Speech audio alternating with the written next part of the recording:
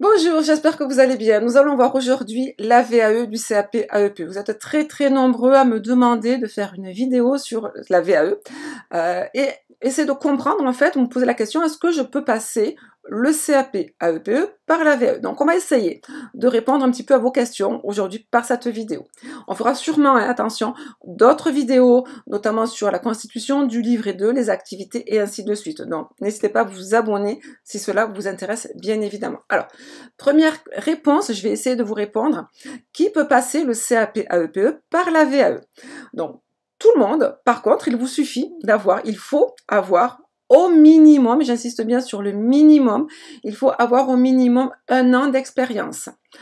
1 an d'expérience dans le domaine de la petite enfance, en crèche, en école, en tant qu'assistant maternel, centre de loisirs, et ainsi de suite. J'avais même l'an dernier des candidats qui étaient, on va dire, agents techniques dans une école maternelle, et notamment dame de cantine, mais également ménage, et qui de temps en temps aussi étaient appelés pour faire des remplacements en tant que ATSEM, aide ATSEM, et donc du coup, elle a réussi à faire valider un petit peu tout ça. Voilà. En fait, il faut au minimum 1 an d'expérience dans le domaine de la petite enfance.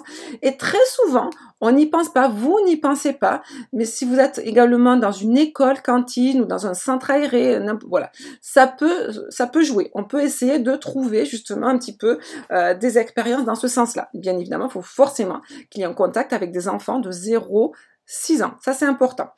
Il faut que cette année d'expérience soit à temps plein, au minimum. Voilà, vous n'avez pas le choix, c'est temps plein exigé.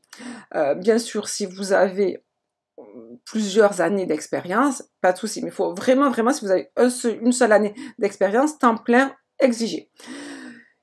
Si c'est votre cas, du coup, vous pouvez aller sur le site de votre DAVA. Alors, le DAVA, c'est le dispositif académique de la validation des acquis de votre académie, de votre rectorat. Chaque académie a son propre, on va dire, bureau, DAVA, d'accord? C'est vraiment ce bureau-là, cet organisme-là, qui va s'occuper de la validation des acquis, donc de la VAE, forcément. Et donc, sur ce bureau, on va dire, que vous allez retrouver sur le site de votre académie, vous allez retirer le livret 1. Le livret 1, ça va être la première étape pour pouvoir demander à passer le CAP AEPE par la VAE. Donc le livret 1, c'est quelque chose qu'il va falloir compléter. Il va falloir justifier de votre expérience professionnelle auprès des enfants. Il faudra donner un CV. Tout ce qui, on va dire, prouve que vous avez une expérience de plus de 1 an ou de plus de 1 an et à temps plein. Bien évidemment, votre livret 1 aura du mal à être accepté si vos expériences sont un petit peu trop éloignées. Certains DAVA acceptent des expériences jusqu'à 10 ans, maximum, attention, j'insiste bien, maximum. D'autres DAVA, eux, sont plutôt dans, on va dire, un maximum 5 ans. Donc, bien regarder l'expérience jusqu'à, on va dire, en fonction de votre DAVA, jusqu'à quelle date vous pouvez justement faire jouer votre expérience. Donc ça, c'est très important. Les justificatifs également. Les erreurs que l'on voit très souvent, c'est on va dire une expérience en tant que, on va dire, babysitter ou nounou à domicile, mais sans contrat de travail. Là, non, ça ne marche pas. Il faut vraiment des preuves, une preuve, on va dire, un contrat de travail pour vraiment faire valider votre expérience. Donc là, une fois que vous avez rempli votre livret 1, vous l'envoyez à votre DAVA. Ça se fait par email ou certains DAVA demandent par, on va dire, courrier. Mais maintenant, un petit peu plus rare, donc c'est plutôt par email. Donc vous envoyez votre DAVA, votre livret 1, pardon. Et là, vous allez attendre 1 mois, ça dépend, voilà, ça dépend surtout quand vous l'envoyez. Vous allez attendre. Là aussi, chose que j'ai oublié de vous dire, il n'y a pas de date, vous le faites quand vous voulez, le livret 1. C'est vraiment la grande différence avec le CAP, où il y a vraiment des dates précises d'inscription, de dépôt du livret 3 et ainsi de suite. Voilà, là, non. Pour le livret 1, vous retirez le livret 1 sur votre DAVA, quand vous voulez, pourquoi pas aujourd'hui, vous le remplissez, vous le renvoyez, pourquoi pas demain.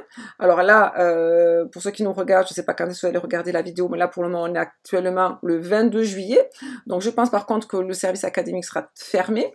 Donc voilà, donc en fonction de le moment où vous allez le renvoyer, forcément, il y aura plus ou moins de temps d'attente en fonction des vacances, forcément. Voilà. Mais voilà, ça peut se faire à tout moment pour le livret 1, j'insiste bien pour le livret 1. Donc là, vous allez attendre donc 15 jours, 3 semaines, 1 mois, tout dépend, hein, d'accord. Et là, vous allez recevoir après un mail vous disant si votre livret 1 a été accepté ou refusé. Donc s'il a été refusé, j'insiste bien, je dis bien tout à l'heure, comme je l'ai dit tout à l'heure, c'est peut-être parce que vos expériences sont trop anciennes ou sont pas compatibles avec le référentiel EP1, EP2, EP3, ou que vos justificatifs ne sont pas valables, il manque des heures. Hein, voilà, donc ça, voilà. Mais en principe, si vous avez bien respecté ce qu'on vous demande, ça devrait passer. Et donc là, dans ce mail, ils vont vous envoyer le livret 2. Donc le livret 2, il va falloir le remplir. Donc là, le livret 2, c'est le gros morceau. Hein, c'est le gros morceau, à savoir que par contre, lui, vous allez avoir 2 dates au choix, en principe. Alors ça peut être 3, selon les DAVA. Mais vous avez un calendrier. Alors vous le déposez quand vous voulez, mais il y a une date, ou plutôt il y a 2 ou 3 dates dans l'année. Je vais vous donner un exemple. Vous pouvez avoir une date, par exemple, de dépôt de dossier limite, qui va être vers le 15 août, pour, si vous souhaitez, passer votre oral, donc de la VAE, vers le mois de septembre-octobre. Vous pouvez également avoir une date de dépôt de dossier en février, si vous souhaitez passer la VAE en mars ou avril. Voilà, en fonction, si vous voulez, de quand vous voulez passer votre VAE, et surtout quand vous avez terminé le livret 2, vous allez déposer le dossier. Et voilà, en gros, c'est ça. Sachez qu'il y a, en principe, par DAVA, 2 dates. Alors, certaines en mettent 3. En principe, c'est 2. Hein, voilà, c'est 2 dates. Très souvent, il y en a une vers le mois d'août ou septembre, ou octobre, ça dépend des DAVA, d'accord. Et vous en avez une autre en tout début d'année. Voilà. Et donc, du coup, 2 dates de dépôt de livret 2, et du coup, 2 dates pour les oraux. Alors, bien évidemment, les oraux, ça sera comme pour l'examen, vous allez être convoqué, ça sera sur convocation. Donc, une fois que vous avez reçu donc, ce livret 2, hein, d'accord, on était là, il va falloir le remplir, ce livret 2. Donc, ce livret 2, si je parle des erreurs que l'on voit fréquemment, c'est que beaucoup de candidats ne respectent pas la trame. Il y a une trame et on ne sait pas pourquoi. Alors, bien sûr, c'est marqué trame conseillée, hein, voilà. Mais beaucoup de candidats ne la respectent pas. Et donc, du coup, on se retrouve avec des livrets 2 qui sont complètement incomplets, ou des livrets 2 qui sont fleuves. Alors ça, c'est vraiment ce que les examinateurs, les membres du jury redoutent. Le livret fleuve, le livret roman, sans plan, sans sous-partie. Ça, c'est quelque chose de vraiment très difficile à lire. Pour se mettre à la place des membres du jury, c'est très difficile à lire. Voilà, donc sincèrement, respectez cette trame. J'en ferai vraiment une vidéo dessus, hein, d'accord, sur le livret 2, vraiment pour que vous compreniez comment on remplit un livret 2. Voilà. Donc il y a une. Vous avez d'ailleurs, hein, pour ceux qui intéressent, qui sont en train de le faire là actuellement, vous avez sur notre site hein, un modèle et des modèles hein, de livret 2. On va d'ailleurs en mettre d'autres au courant de l'année. Donc ce livret 2, une fois qu'il est terminé, il doit faire à peu près, hein, je dis bien à peu près, 50 à 100 pages. Donc vous voyez bien qu'un livret 2, ça ne se fait pas en une journée, 2 jours, 3 jours. Voilà.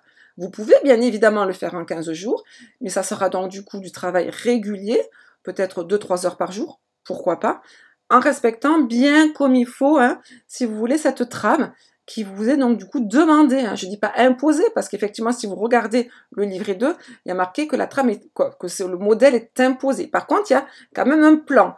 Et après, à l'intérieur de ce plan, vous pouvez bien évidemment le modifier légèrement. Mais moi, sincèrement, je vous conseille pas forcément de le modifier intégralement. Alors, modifier légèrement, oui, parce que ce livret 2 d'AVA va s'adresser à l'ensemble des CAP. CAP mécanique, CAP vente, CAP ainsi de suite, voilà. Donc il va falloir forcément le modifier à vous, votre expérience professionnelle dans le domaine de la petite enfance, d'accord? Donc, vous allez forcément le modifier, mais vous n'allez pas le modifier intégralement. Ça, c'est pas possible. Il faut vraiment qu'on respecte la grande trame, mais aussi, hein, j'insiste bien, mais aussi à l'intérieur, les petites sous-parties, le plus possible. Voilà. Une fois que vous avez donc du coup envoyé votre livret de à la date qui vous a été, on va dire, donnée sur le calendrier, là vous allez recevoir votre convocation pour pouvoir passer l'oral. Et donc là, c'est la grande différence avec le CAP, c'est que vous n'avez plus 3 matières à passer, vous n'avez plus qu'une seule matière à passer, c'est-à-dire un seul oral. Et dans cet oral-là, vous allez être examiné, on va dire, par 2 ou 3 membres du jury, tout dépend des sessions, et on va vous demander de vous présenter, et vous avez 10 à 15 minutes pour présenter, résumer, synthétiser votre livret 2, qui fera peut-être 50 à 100 pages. Je vous rappelle, 50 à 100 pages, d'accord? Il va falloir le résumer en 15 minutes, maximum. Et après, vous allez avoir une demi-heure, 3/4 d'heure, 1 heure, tout dépend des membres du jury, tout dépend de votre livret 2, tout dépend de votre intérêt, de questions. Ces questions vont intégrer, puisqu'étant donné qu'on n'est plus qu'une seule matière, donc c'est la VAE, hein, on ne parle plus là de EP1, EP2, EP3, on va parler vraiment de VAE. Donc là, vous allez avoir des questions sur votre expérience. Le but sera vraiment de valider, par contre, sans que vous en aperceviez, de valider le P1, donc l'expérience avec les 0-3 ans, le P2, l'expérience avec les 3-6 ans, et le P3, là, c'est la notion d'encadrement au domicile, les repas, hein, voilà. En fait, du coup, pensez-y aussi quand vous allez demander, pourquoi pas faire la VAE. Certes, vous avez peut-être 1 an d'expérience, mais est-ce que vous avez 1 an d'expérience avec l'ensemble de ces matières, de ces enfants 0-6 ans? Je vous dis ça pourquoi? Parce que une fois que vous avez passé votre oral, là, vous allez attendre et vous allez recevoir peut-être 15 jours, 3 semaines, 1 mois, la réponse. Et là, les réponses, donc ça se fait par mail, 3 possibilités. Soit vous avez votre VAE total, et là, super, vous avez votre CAP, soit vous avez votre VAE partiel, ou soit un refus catégorique. La VAE partielle, très souvent, elle est donnée à des candidats à qui il manque justement une expérience. Une expérience soit avec les 0-3 ans, soit avec les 3-6 ans. Pourquoi? Parce que quand on a une expérience professionnelle, je pense notamment à une ATSEM par exemple, l'ATSEM elle va avoir essentiellement de l'expérience avec les 3-6 ans. Elle n'aura peut-être pas forcément de l'expérience avec justement les bébés. Donc c'est ça en fait, c'est que le côté partiel, très souvent, c'est quand il manque une expérience dans un domaine bien particulier. Très souvent aussi, c'est parce que les candidats ont oublié de le mentionner, ont oublié peut-être de mentionner, je pense notamment à l'encadrement. En EP3, c'est très souvent pour pouvoir valider le EP3, c'est la notion d'encadrement, de repas, l'hygiène aussi, hein, le P3, voilà, pouvoir valider le P3. Et très souvent, on conseille justement à ces candidats qui sont donc en validation partielle, de compléter leur expérience, de repasser la VAE et de compléter leur expérience par 6 à 8 semaines de stage. Donc du coup en école maternelle ou en crèche ou chez une assistante maternelle, voilà, tout dépend du manque de votre expérience. Et donc du coup de redonner après par la suite le livret 2 avec du coup une nouvelle activité en rapport, ou 2 nouvelles activités, en rapport justement avec l'expérience qui vous manquait. Voilà. Si par contre c'est total, alors là ça peut être par une faute professionnelle, voilà, c'est comme on va dire là le CAP, hein, soit une faute professionnelle, c'est pas forcément parce que vous n'avez pas d'expérience, c'est peut-être parce que malheureusement il y a eu faute professionnelle, attitude professionnelle qui ne correspond pas justement à la VAE, voilà. Mais très souvent en tout cas le partiel c'est plutôt, on va dire, à 80% quand il y a, on va dire, un candidat qui n'a pas la VAE intégralement.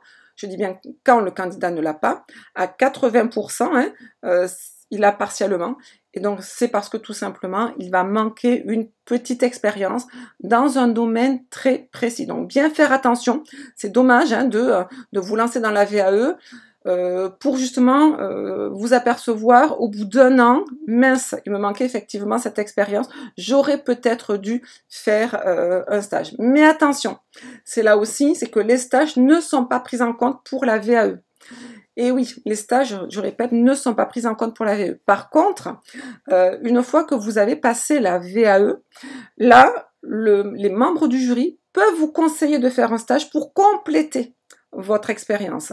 Bon, pour compléter, c'est pour ça d'ailleurs qu'ils conseillent très souvent de faire des stages un petit peu longs, de 6 à 8 semaines, pour pouvoir avoir suffisamment d'expérience et pour que ça ne soit pas considéré comme des petits stages, mais plutôt, on va dire, une belle expérience. Voilà. Donc je pense que pour aujourd'hui c'est bon. On verra la semaine prochaine justement comment remplir son livret 1. Hein, d'accord? Donc notez-le quelque part. Semaine prochaine on verra comment remplir son livret 1 et après son livret 2. À très bientôt. Au revoir.